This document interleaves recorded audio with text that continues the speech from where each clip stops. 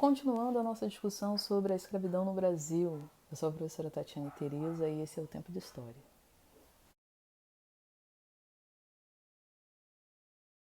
Bem, e diante de tudo isso que conversamos até agora, eu retorno lá naquela primeira pergunta que fiz lá no início da nossa conversa. Por que o Dia da Consciência Negra é celebrado no 20 de novembro e não no 13 de maio?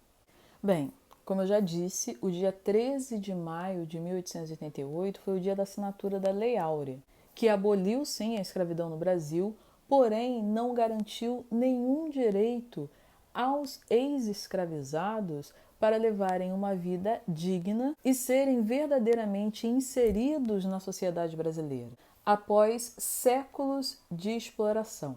A eles não foi assegurado direito à educação, à terra e nem mesmo ao voto, porque o voto só era permitido aos alfabetizados, e a grande maioria desses ex-escravizados era analfabeta.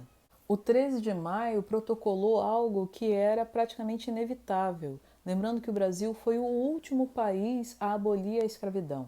Inevitável por diversas razões. Àquela altura, a escravidão, além de ser uma questão econômica, era uma questão moral. Como eu já disse, a escravidão era incompatível com o capitalismo, havia pressão da Inglaterra pelo fim do tráfico, pelo fim da escravidão, o que elevou o preço desse escravizado com o fim do tráfico. Era também uma questão política, frente a toda a luta e resistência dos próprios escravizados e também o crescimento da campanha abolicionista, contando com abolicionistas como Luiz Gama, José do Patrocínio, André Rebouças. André Rebouças, que aliás era um engenheiro negro de bastante prestígio na sociedade da época e que propôs uma reforma agrária em favor dos escravizados, e que fora apoiado pelo outro abolicionista Joaquim Nabuco.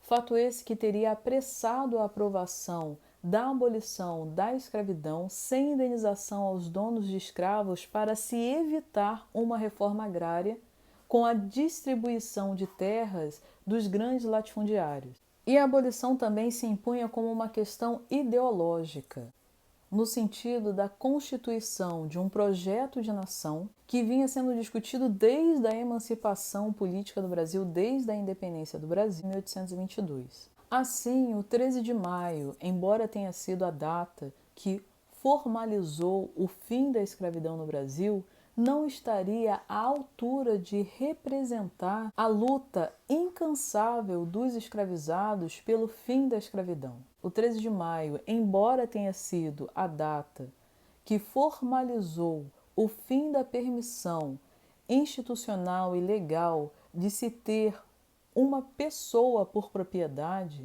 está longe de representar um ato de benevolência da, por alguns chamados, redentora Princesa Isabel, ou exatamente um ato de humanidade do Estado Imperial brasileiro, o qual não garantiu direitos civis à população libertada. O 13 de maio não estaria à altura de representar a luta incansável dos escravizados pela liberdade, pelo fim da escravidão e por igualdade de direitos. Enquanto 20 de novembro, data de morte do líder Zumbi do Quilombo dos Palmares, representa a resistência de uma comunidade pelo fim da escravidão e pela luta por sua liberdade. Bem, eu fico por aqui. Esse é o Tempo de História. E para assistir aos outros vídeos do canal, se inscreve no YouTube, segue o Facebook, o Instagram e o Twitter. Até a próxima!